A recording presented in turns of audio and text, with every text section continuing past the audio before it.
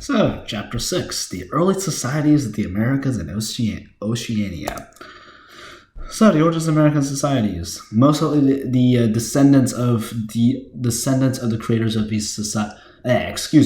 Most likely the people who created these societies. Their ancestors originated from Asia, Asia, and around 13,000 BCE, or perhaps earlier, during the last ice, probably around 13,000 BCE, in the last ice age, or maybe earlier, they migrated across the Bering Land Bridge. That's the best theory that we have now. Around by 19,500 BCE, these people had reached the southernmost part of South America. They first started off as hunter-gatherer societies, as everyone does, and then they evolved into agricultural societies. The agricultural revolution starts as early as 8,000 BCE, but maize was not domesticated until 4,000 BCE. The development of society here does have some striking parallels to the Eastern Hemisphere.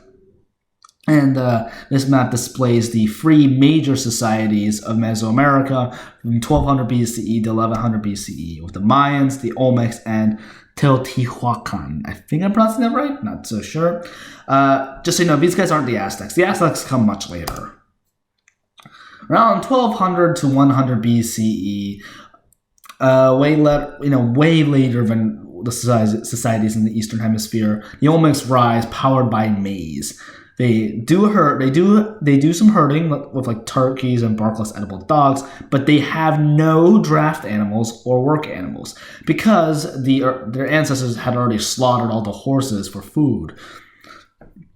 So there was no development of wheeled vehicles. There were ceremonial city centers with pyramids and palaces, but not true cities. The Olmec Society was probably authoritarian in nature, with a large class of conscripted laborers to construct the ceremonial sites. They also built tombs for rulers, temples, pyramids, and drainage systems, as well as giant heads carved out of basalt that the Olmecs would be known for. The Olmecs, they just disappeared. We don't know what happened. Revolution, Civil War, I don't know what that one means. But we know that there was no evidence of warfare, but their ceremonial centers were systematically destroyed. The Olmecs do, however, give some innovations and technologies to later Mesoamericans, such as the calendar, proto-writing inscriptions, a rubber ball game, and human sacrifice. The Mayans, existing from 300 BCE to 900 CE, these guys had genuine cities and full writing systems with advanced math and astronomy. They used terrace farming in order to trap silt. They relied on maize and cotton. They had cacao beans for chocolate, currency, and various others purposes. Their major ceremonial centers / cities were in Tikal and Palenque. The Mayans weren't really centrally unified until the rise of Chichen Itza, as various small kingdoms of Mayans warred amongst each other in order for slaves and sacrifice victims to appease the gods.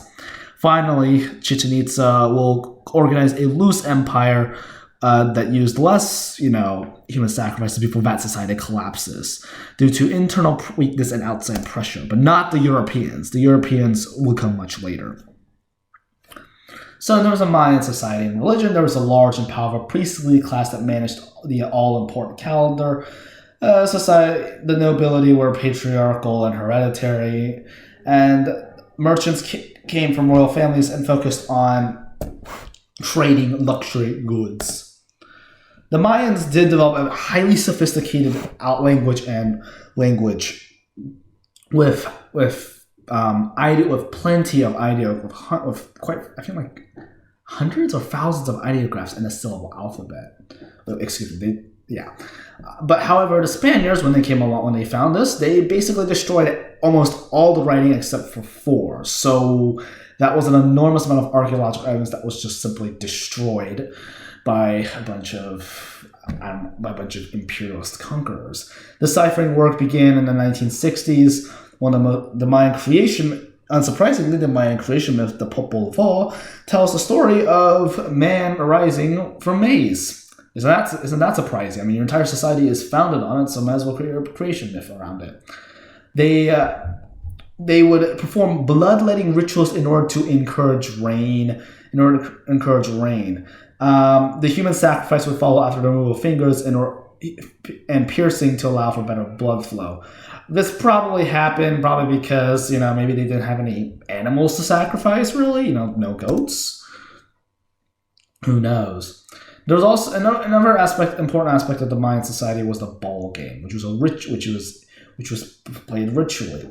High-ranking captives or prisoners of war would play as contestants. The losers would be executed immediately following the match in order to appease the gods. Never society develops around the city of Teotihuacan in the highlands of Mexico. It originates in lakes of areas of high elevation. By 200 CE, the civilization had expanded to become a massive city. Building a pyramid of the sun as massive as Khufu's pyramid. They had an extensive trade network and influence surrounding areas. However, beginning around 650 CE, the society begins to decline. This main city is sacked in the middle of 8th century CE, and a massive library is destroyed. We also get some societies developing in the Andes mountain regions. These guys were largely isolated from Mesoamerica, unsurprisingly due to mountains and jungles and the lack of pack animals. Geography playing another role, not genetics.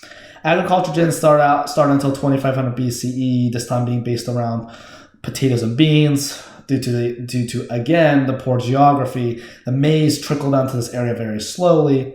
The Andean societies were highly fragmented due to steep river valleys that flowed right into the sea. So organization was very difficult to say the least.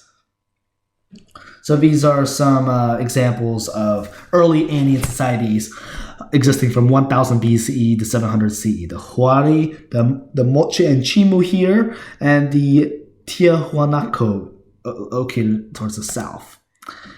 One of the early attempts at organizing at least some kind of state or at least unification was the Chavin Cult, a new religion originated in the Central Andes around 900 to 800 BCE.